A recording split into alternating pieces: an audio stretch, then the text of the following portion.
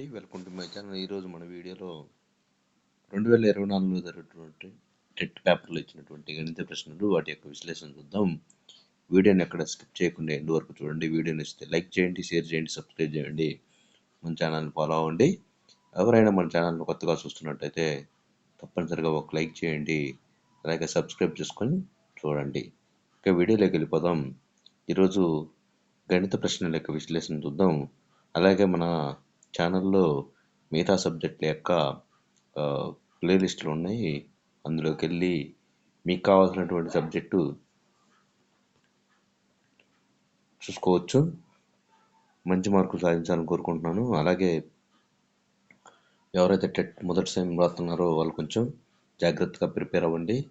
తక్కువ సమయం మాత్రం ఇచ్చారు కాబట్టి సమయాన్ని సద్వినియోగం చేసుకోండి. అలాగే మన ఛానల్లో మ్యాథ్స్కు సంబంధించి వీడియోలు చేస్తాం, తప్పనిసరిగా జాయిన్ అవ్వండి, సబ్స్క్రైబ్ చేసుకోండి, చూడండి. ఓకే, వీడియోలోకి వెళ్ళిపోదాం. The expression 4x² - 5xy² -y -1 are +1 ఏదైనా అవ్వచ్చు. అయితే ఈ సమాసం ఏదవుతుందని అడుగుతున్నారండి.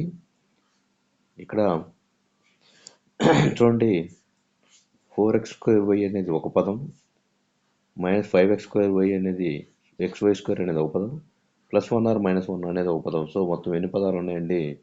3 పదాలు. సో త్రిపది అవుతుంది. నెక్స్ట్ 983² - 17². చూడండి, చూడగానే మీకు ఒక ఐడియా రావాలి.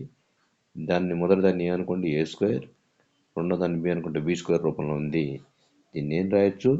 a + b × a - b అని రాయొచ్చు. సో ఈ ప్రకారం మనం రాసుకుందాం. మొదటిది ఏ అనుకున్నాం కాబట్టి ఏ అంటే 983 ప్లస్ బి అంటే 17, అలాగే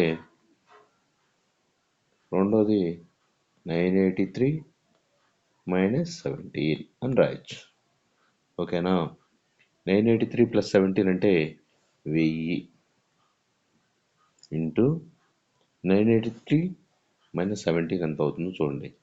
983లోంచి 17 తీసేస్తే 13 7 పోతే 6, తర్వాత 7 1 పోతే 6, 9 6 6 966.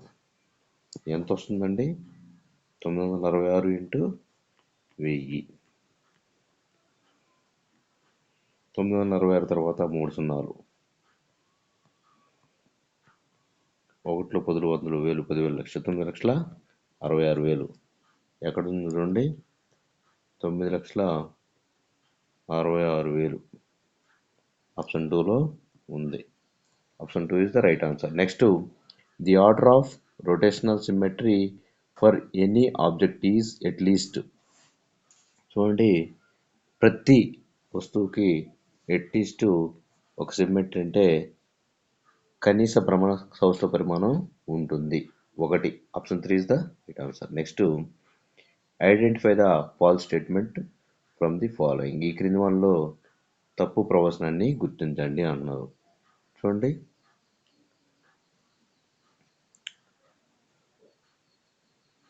ఆప్షన్ 4 ఇస్ ద తప్పు. Option 4 is the wrong answer. స్థూపాకార పాత్ర నందు పట్టే నీటి పరిమాణం కొలుచుటకు సంపూర్ణ తల వైశాల్య భావనను వాడతామన్నారు. స్థూపాకార పాత్ర తీసుకుంటే దీని యొక్క పాత్రలో పట్టేటువంటి పరిమాణాన్ని కనుక్కోవాలంటే దీని యొక్క వాల్యూమ్ కనుక్కుంటే వస్తుంది. కానీ ఇక్కడ ఏమన్నారు? సంపూర్ణ తల వైశాల్యం అని అన్నారు. So option 4 is the wrong answer. అంటే సరైన ప్రవచనం కాదు. మిగతా అన్నీ కూడా సరైనవే. నల్లబల్లక రంగు వేటుకు వైశాల్యంను కనుగొనే భావనను వాడతాము. అలాగే పొలమును కంచివేటుకు చుట్టుకొలత భావనను ఉపయోగిస్తాము. ఓకే, గది నేలకు టైల్స్ అంటించుటకు వైశాల్య భావనను వాడతాం. So option 4 is the right answer. Next, Raju 250 పేజీలు గల సూత్ర పుస్తకము 30% చదివాడు. అయితే ఇంకను చదవవలసిన పేజీల సంఖ్య ఎంత అన్నాడు. 30% చదివాడు కాబట్టి ఇంకా మిగిలింది 70%. అంటే అది మనం కనుక్కోవాలి. ఎంత చదవాలి? 70%. అంటే 250 పేజీలు గల బుక్లో 70% ఎంతో అదే ఆయన చదవాల్సింది. సో ఒక జీరోకి ఒక జీరోకి ఒక జీరోకి ఒక జీరో క్యాన్సిల్. 25 ఏళ్ళు, 7 5 35, 7 14 3 17. అంటే ఇంకను 175 పేజీలు ఆయన చదవాలి. Option 4 is the right answer. Next, to make idli batter, rice, urad dal are needed in the ratio of 2:1. Rice needed to prepare 675 grams of idli. Butter is in grams. Idli పిండిని తయారు చేయాలంటే 2:1 నిష్పత్తిలో బియ్యము మరియు మినపప్పు తీసుకోవాలి. 675 గ్రాములు ఇడ్లీ పిండి తయారు చేయుటకు అవసరమైన బియ్యము ఎంతో కనుక్కోండి అంటున్నాడు. చూడండి, ఇక్కడ ఏదైనా ఎంతో కొంత తీసుకోవాలంటే, ఎంతో కొంత ఇడ్లీ పిండి కావాలంటే అందులో 2 భాగాలేమో బియ్యం పిండి, 1 భాగమేమో మినపప్పు ఉండేటట్టు చూసుకోవాలి. అయితే ఇక్కడ మనకు లెక్కలో 675 గ్రాముల ఇడ్లీ పిండిలో ఎంత బియ్యం ఉంటుంది అన్నాడు. సో బియ్యం అనేది ఇక్కడ మనకు లెక్కలో 2 భాగాలు, 1 భాగం వచ్చేసి మినపప్పు కాబట్టి బియ్యం భాగం కనుక్కోవాలి కాబట్టి 2 మొత్తం వచ్చేసి 3 భాగాలు చేస్తే 3 2 3 2 6 3 5 15. చూడండి, 3 2 6 3 2 6 7 6 పోతే 1 1 5 అంటే 3 5 15. అంటే ఇంకా 225 రెండ్లు ఎంతో అంతే వస్తుంది అనమాట. 225 రెండ్లు ఎంత ఉందో 2 5 10, 2 2 4 5, 2 2 4 450 గ్రాములు ఇడ్లీ పిండి తయారు చేసినప్పుడు ఇందులో బియ్యం పరిమాణం 2 భాగాలు వచ్చేసి 450 గ్రాములు. మిగతాది వచ్చేసి 675 గ్రాములు 450 గ్రాముల బంగ మిగిలింది మినప్పిండి అనమాట. Next, subtract 24 from 3 times of a number we get 66. Then the number is. ఒక సంఖ్య యొక్క 3 రెట్ల నుండి 24ని తీసివేయగా 66 వచ్చింది. సంఖ్య తెలుసా అండి, మనకు తెలియదు కాబట్టి కనుక్కోవాల్సిన సంఖ్య ఎక్స్ అనుకోండి. 3 రెట్లు అన్నాడు కాబట్టి 3 చేత గుణించండి, 3x అవుతుంది. 24 తీసేయాలి అన్నాడు కాబట్టి 24 తీసేయండి. ఎంత వస్తుంది అన్నాడు, 66 వస్తుంది అన్నాడు కాబట్టి ఈజ్వల్ టు 66 వేస్తాం. ఈ -24ని అటు తీసుకెళ్తున్నాం. 3x -24 అడిగిపోతే +24, 66 24 90 అవుతుంది. ఎక్స్ వాల్యూ కావాలంటే ఏ సంఖ్య అయితే కావాలో ఆ సంఖ్యను ఎక్స్ అనుకున్నాం. ఎక్స్ని ఇక్కడ నుంచి 3ని అటు పంపిస్తున్నాం. గుణించేది ఇటు వస్తే భాగిస్తుంది. ఎన్నిసార్లు పోతుందండి, 30 సార్లు పోతుంది. అంటే మనకు కావాల్సిన సంఖ్య 30. Next, identify the true statement. సత్యమైన ప్రవచనాన్ని గుర్తించండి అంటున్నాడు. ఇక్కడ నేను డైరెక్ట్గా ఆన్సర్ చెప్పేస్తున్నానండి. ఇక్కడ option 3 is the right answer. ఏంటంటే, product of 2 proper fractions is always a proper fraction. 2 క్రమభిన్నాల లబ్ధం ఎల్లప్పుడూ ఒక క్రమభిన్నమే. సపోజ్ 2 క్రమభిన్నాలు తీసుకుంటున్నాను. క్రమభిన్నం అంటే లవం తక్కువ హారం ఎక్కువ ఉండేటట్టు తీసుకున్నాం. సపోజ్ 1/2 ఇంటూ 1/3 అని తీసుకున్నాం అనుకోండి. 1 1 2 3 6. సో ఇది కూడా క్రమభిన్నమే అవుతుంది అనమాట. So option 3 is the right answer. మిగతాయి నేను ఎక్స్ప్లెయిన్ చేయలేదండి. Diagonals of A kite. ఒక గాలిపటం కర్ణాలు. గాలిపటంలో కర్ణాలు ఎలా ఉంటాయంటే లంబంగా ఉంటాయి కానీ సమద్విఖండన అనేవి చేసుకోవు. ఇది గాలిపటం అనుకోండి, కైట్. ఇవి ఒకదానికొకటి లంబంగా ఉంటాయి కానీ సమద్విఖండన చేసుకోవు. సమద్విఖండన అంటే ఏంటంటే ఇక్కడ ఏదైతే ఉందో ఈ భాగం ఎంత ఉంది, ఈ భాగం పొడవు కూడా అంతే ఉండాలి. ఈ భాగం పొడవు ఎంత ఉందో ఈ భాగం పొడవు కూడా అంతే ఉండాలి. అంటే కరెక్ట్గా మధ్యలో కట్ చేసుకోవాలి. కానీ అలా జరగదు, గాలిపటంలో జరగదండి. సో అది option 3 is the right answer. Next,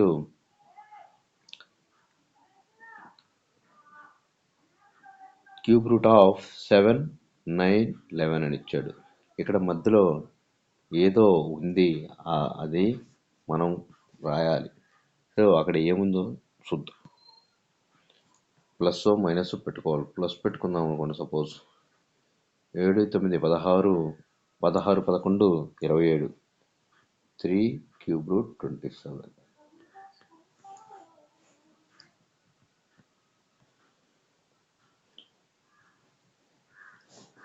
27 ఏం రాయొచ్చు అంటే 27 క్యూబ్ కాబట్టి, సారీ 27 పవర్ 1/3 కాబట్టి 27ని 3 వచ్చేటట్టు 3 క్యూబ్ అని రాయొచ్చు. 3 క్యూబ్ హోల్ పవర్ 1/3. 3కి 3 క్యాన్సిల్, 3 పవర్ 1 అంటే 3. 3 ఎక్కడ ఉందండి? Option 4 is the right answer. Next, Sahid bought an article for 784 rupees, which included GST of 12%. Then the price of the article before GST was added is. Sahid ఒక వస్తువును 12% జిఎస్టీతో కలిపి 784 రూపాయలు కొన్న, GST కలపక ముందు ఆ వస్తువు ఎలా అంటున్నాడు. అయితే ఇక్కడ ఒక వస్తువు కొన్నాడు, అందులో 12% జిఎస్టీ కూడా కలిపే ఉంది.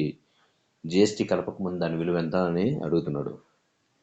అయితే చూడండి, ఇక్కడ 784 రూపాయల యొక్క ఇది 112% అయితే 784 రూపాయలు అవుతుంది. అంటే జిఎస్టీ 12%తో కలిపి 784 రూపాయలు అవుతుంది. అయితే మనకు కావాల్సింది కలపక ముందు అన్నాడు అంటే 100% ఎంతో కనుక్కోవాలి.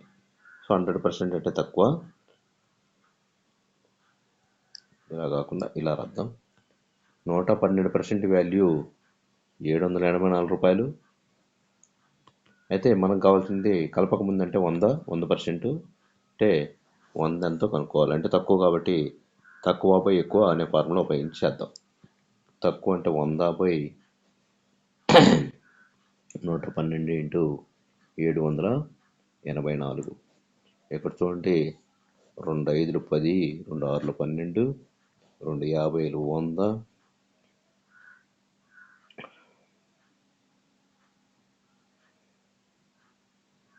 7 8లు 56, 7 1లు 7, 7 1లు 7 పోతే 1 4 ఉంటుంది, 7 2లు 14.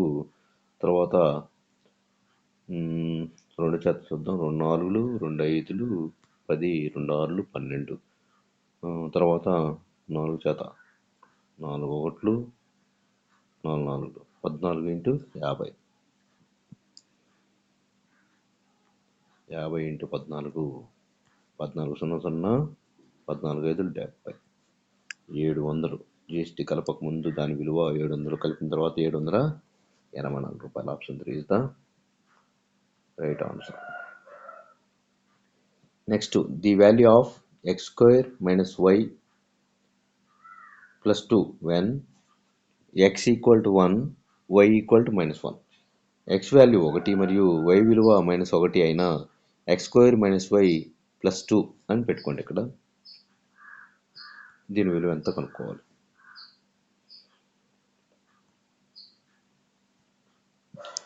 x² మైనస్ y ప్లస్ 2 విలువ కనుక్కోవాలి. సో x వాల్యూ ఎంత అంటే 1 అలాగే y వాల్యూ -1 అన్నాడు కాబట్టి -1 ప్లస్ 2. 1² అంటే 1 minus into minus plus 1 1 2 2 2 4. Option 1 is the right answer. Next, in triangle ABC, if angle BAC 80 degrees, AD perpendicular to BC, angle BAD 50 degrees, then angle ACD. త్రిభుజం ABCలో angle BAC 80 degrees అయినా AD perpendicular to BC అవుతుంది. Angle BAD value 50 డిగ్రీలు అయితే angle ACD value కనుక్కోండి అంటున్నాడు. Suppose ఒక triangle తీసుకుందాం. ఈ ట్రయాంగిల్లో పైన ఏ తీసుకుందాం, BC. AD అనేది ఒక లంబము అన్నాడు, దానికి ఇస్తున్నాను. Next, in angle ABC, if angle BAC అంటే BAC ఇక్కడ వాల్యూ 80 డిగ్రీలు అంటున్నాడు.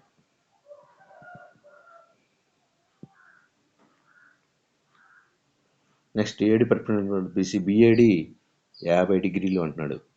BAD అంటే చూడండి, ABC అనే ఒక త్రిభుజాన్ని తీసుకుంటే ABC AD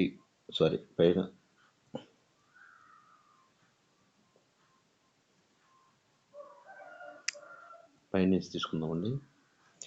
ABC ఏడి అన్నాడు కాబట్టి ఒక లంబానికి ఇస్తున్నాం.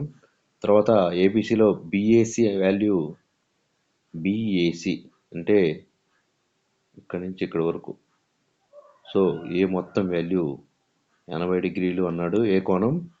అయితే ఇంకా ఇంకా ఏమంటున్నాడంటే బిఏడి 50 డిగ్రీలు అన్నాడు. బిఏడి అంటే ఇక్కడి నుంచి ఇక్కడి వరకు అంటే ఈ కోణం 50 డిగ్రీలు, మొత్తం కోణమేమో 80 డిగ్రీలు. సో మొత్తం 80 అయినప్పుడు ఇది ఒక్కరం 50 అయితే ఇది ఎంత ఉంటుందండి? 30 డిగ్రీలు. నెక్స్ట్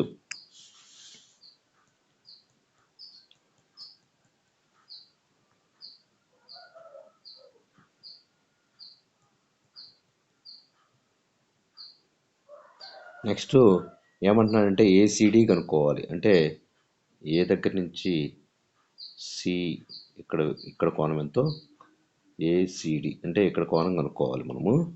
అయితే ఇక్కడ చూడండి ఇది పర్పెండిక్యులర్ లంబం అన్నాడు కాబట్టి ఈ రెండు యొక్క కోణాలు ఈ పక్క 90 డిగ్రీస్ ఈ పక్క 90 డిగ్రీస్ అవుతుంది అనమాట. చూడండి ఏదైనా ఒక సమాంతర రేఖమైన ఏదైనా ఒకటి ఖండిస్తే లంబంగా ఖండిస్తే అది ఇరువైపులా సమానంగా ఉంటుంది. అంటే టోటల్ వాల్యూ 180, ఇది ఇది ఆఫ్ అవుతుంది అంటే 90 అవుతుంది అనమాట. ఇక్కడ కూడా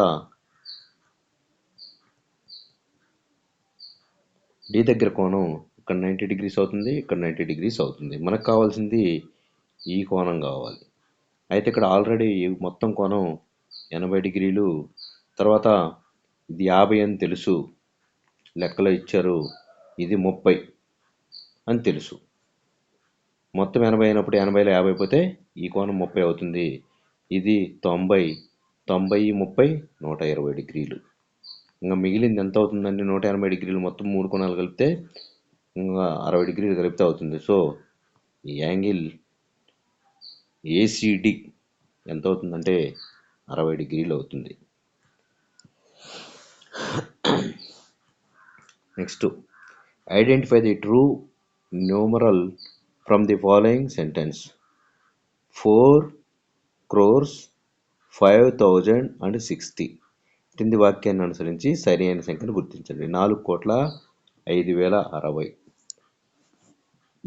ఇక్కడ సింపుల్గా 5,060 అన్నాడు కాబట్టి 5,060 ఎక్కడ ఉందో చూద్దాం. ఇక్కడ ఉంది. ఇంకా 60 ఉంది కానీ ఇక్కడ 5 లేదు, ఇక్కడ లేదు. ఇక్కడ 50,060 ఉంది, 5,060 కాదు. So option 4 is the right answer. 5,060 అనేది చివరిలో ఉంది, సో అది గమనించండి. Next some of the integers between -10 and 11 is. -10 మరియు 11 మధ్య గల పూర్ణ సంఖ్యల మొత్తం అని అడుగుతున్నాడు. మీరు ధన సంఖ్యలు రుణ సంఖ్యలు వచ్చేటట్టు ఒక రేఖను తీసుకుంటే ఇక్కడ మధ్య 0, ఇక్కడ right side plus values up to 10, 11, ఇక్కడ 11 వరకు తీసుకోండి. సో 11 ఇక్కడ -10 వరకు, -1, -2, -3. ఇక్కడ ఏమి ఇచ్చాడంటే -10 మరియు 11 మధ్య ఉన్నాయి. సో -10 మరియు 11 మధ్య ఉన్నాయి ఏమేమి ఉన్నాయి చూడండి. 1 ఉంది, -1 ఉంది. ఈ వైపు -10 వస్తుంది, ఈ వైపు 11 వస్తుందండి. మధ్యలో -9 వస్తుంది, +9 వస్తుంది. ఇక్కడ +9 వస్తుంది. దీనికి ఇది క్యాన్సిల్. అలాగే -8 +8 క్యాన్సిల్. అలాగే -7 +7 క్యాన్సిల్. అలాగే 6 -6 +6. అలాగే -5 +5. అలాగే -4 +4, -3 +3, -2 +2, -1 +1 క్యాన్సిల్ అయిపోద్ది. ఇంకా మిగిలింది ఈ వైపు 11 ఉంది. ఇక్కడ -10 +10 కూడా క్యాన్సిల్ అయిపోతుంది.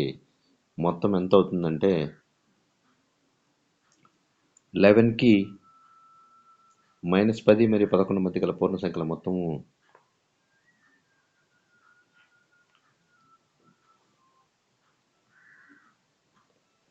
-10 మధ్య అన్నాడు కాబట్టి -9 వరకే తీసుకోవాలి. సారీ, -9 +9. ఇక్కడ మిగిలింది 10. 11 మధ్య అన్నాడు కాబట్టి 10 వరకే తీసుకోవాలి. ఇక్కడ -9 వరకు తీసుకోవాలి. ఇక్కడ -9 +9 ఇంకా మధ్యలో అన్నీ క్యాన్సిల్ అయిపోతాయి. ఇంకా మిగిలింది 10 ఒకటే. ఇక్కడ బాగా క్లియర్గా అర్థం చేసుకోండి. చూడండి, -10 11 మధ్య అన్నాడు కాబట్టి -10 రాదు. -9 -8 -7 -6 -5 -4 -3 -2 -1 తర్వాత 0. ఇక్కడ ప్లస్ వాల్యూస్ 11 11 మధ్యలో అన్నాడు కాబట్టి 10 +10 +9 8 7 6 5 4 3 2 1 చూడండి. +9 -9 -8 +8 -7 -7 +7 -6 +6 5 5 4 4 3 2 2 2 1 1 ఇవన్నీ క్యాన్సిల్ పోతాయి. ఇక్కడ 0 ఉంటుంది, ఇక్కడేమో 10 ఉంటుంది. ఎందుకంటే 11 కంటే తక్కువ ఉండాలి. ఇక్కడేమో -9 నుంచి తక్కువ, -10 నుంచి అన్నాడు కాబట్టి -10కి మధ్యలో ఉన్నాడు కాబట్టి -9 నుంచి తీసుకోవాలి. సో మిగిలింది 10 మాత్రమే. సో వాటి యొక్క మొత్తం ఏమవుతుంది? 0 + 10 అవుతుంది. నెక్స్ట్, వేరువేరు చీటీలపై -3 నుండి 5 వరకు పూర్ణ సంఖ్యలు రాసి ఒక డబ్బాలో వేసి బాగా కలిపారు. యాదృచ్ఛికంగా ఒక చీటీని తీసినట్లయితే ధనేతర పూర్ణ సంఖ్య రావడానికి గల సంభావ్యత అన్నాడు. -3 నుండి 5 వరకు ఏమేమి తీసుకోవాలి? -3 -2 -1 0 1 2 3 4 5 వరకు అన్నాడు. అయితే ఇక్కడ బాగా కలిపారు అన్నాడు. చీటీల మీద రాసి ఇవి బాగా కలిపారు. యాదృచ్ఛికంగా ఒక చీటీని తీసుకుంటే ధనేతర పూర్ణ సంఖ్య రావడానికి గల సంభావ్యత. మొత్తం ఎన్ని తీసుకున్నారు చూడండి. 1 2 3 4 5 6 7 8 9 మొత్తం 9. తర్వాత ధన్యేతర పూర్ణ సంఖ్యలు ఏమేమి ఉన్నాయి చూడండి. ఈ మొత్తం మైనస్లు, ఇది కూడా కాదు. సో ధనేతర పూర్ణ సంఖ్యలు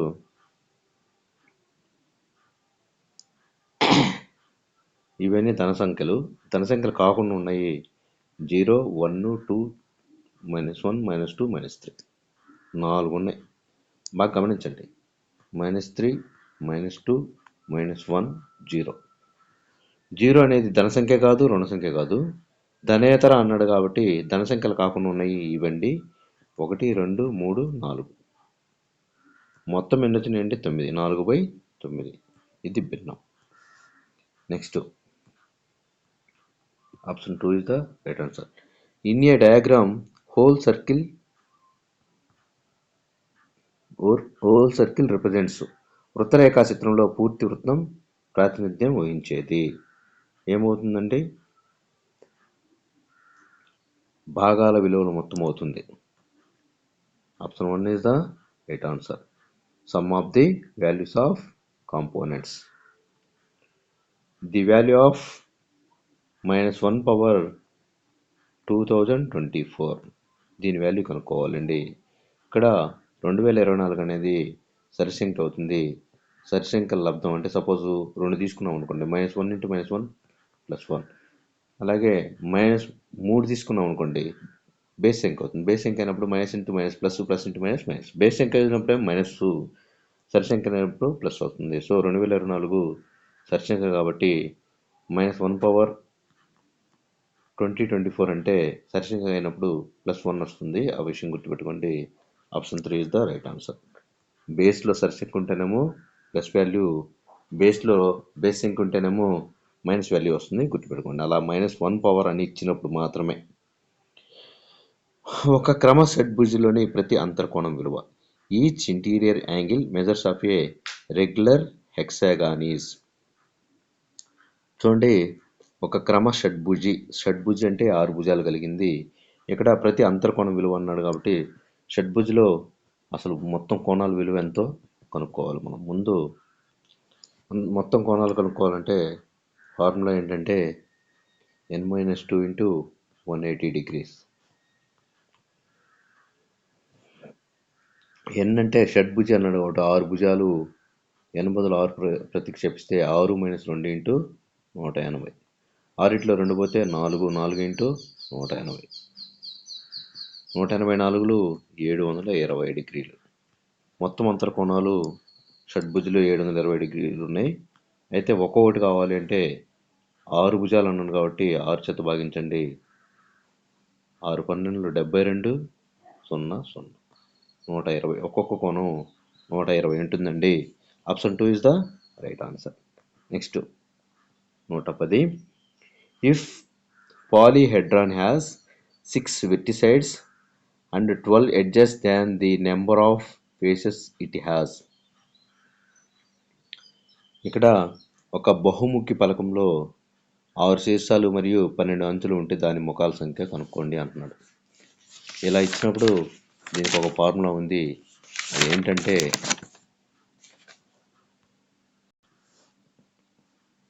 ఆ ఫార్ములా గుర్తుపెట్టుకోండి అండి. Faces F plus V equal to ఈ ప్లస్ 2 ఇందులో సబ్స్టిట్యూట్ చేయాలి. మనం కనుక్కోవాల్సింది ఫేసెస్ అంటే ముఖాల సంఖ్య కాబట్టి అలానే రాయండి దాన్ని. వర్టిసెస్ ఎన్ని అంచులు ఉన్నాయండి? ఎన్ని శీర్షాలు ఉన్నాయి? 6 శీర్షాలు. ఎన్ని ఎడ్జెస్ ఉన్నాయి? 12 ఎడ్జెస్ ఉన్నాయి. 12 ప్లస్ 2 ఉంది. సో ఇప్పుడు ఎఫ్ కావాలి కాబట్టి ఎఫ్ ఇక్కడ నుంచి మిగతా అంతా తీసుకెళ్దాం. 6 తీసుకెళ్తే -6 అవుతుంది. 12 ఆరిపోతే 6. 6 ప్లస్ 2 8. సో ఫేసెస్ ఎన్ని అవుతుంది అంటే 8 ఫేసెస్ అవుతుంది. ముఖాలు 8. Minimum possible interior angle in a regular polygon. ఒక క్రమ బహుభుజిలో సాధ్యమయ్యే అతి చిన్న అంతర్కోణం ఎంత అంటున్నారు? 60 డిగ్రీలు. The amount of surface enclosed by A closed figure is called. ఒక సంవృత పటంచే ఆవరించబడిన ఉపరితల ప్రాంత పరిమాణం ఎంత అంటున్నాడు. ఏమవుతుందంటే దాన్ని ఏమంటారంటే ఒక సంవృత పటంచే ఆవరించబడిన ఉపరితల ప్రాంత పరిమాణాన్ని వైశాల్యం అని పిలుస్తారు. The largest composite number in the first 10 natural numbers. మొదటి 10 సహజ సంఖ్యల్లో అతిపెద్ద సంయుక్త సంఖ్య అన్నాడు. 1 నుంచి 10 వరకు మనం సహజ సంఖ్యలు తీసుకుంటే సంయుక్త సంఖ్య అంటే కనీసం 2 కంటే ఎక్కువ ఫ్యాక్టర్స్ ఉండాలి. అతి పెద్దది 10 అవుతుంది. So option 4 is the right answer. Next, frequency of the observation 2 in the data 5, 2, 3, 3, 2, 6, 1, 7, 9, 5, 3. దత్తాంశము 5, 2, 3, 3, 2, 6, 1, 7, 9, 5, 3లో పరిశీలనాంశం 2 యొక్క పౌనఃపున్యం కనుక్కోండి అంటాడు. పౌనఃపున్యాలు కనుక్కునేటప్పుడు ఏ సంఖ్యలు ఎన్ని ఉన్నాయో మనం రాసుకోవాలి. 5లు ఎన్ని ఉన్నాయండి? 5లు 1, ఇక్కడ ఒకటి ఉంది, 2 5లు ఉన్నాయి. అలాగే 2లు ఎన్ని ఉన్నాయి చూడండి, 1, 2. మనకు కావాల్సింది 2 యొక్క పౌనఃపున్యం కాబట్టి 2లు 2 ఉన్నాయి. So option 3 is the right answer. ఇలా రాసుకోవాలి. నెక్స్ట్, ది టర్మ్ ఆర్స్ మ్యాథమెటికా బిలాంగ్స్ టు దిస్ లాంగ్వేజ్. ఆర్స్ మ్యాథమెటికా అనే పదం క్రింది భాషకు చెందినది అంటున్నారండి. ఏ భాషకు చెందిందండి? ఆర్స్ మ్యాథమెటికా అనేది లాటిన్ భాషా పదం.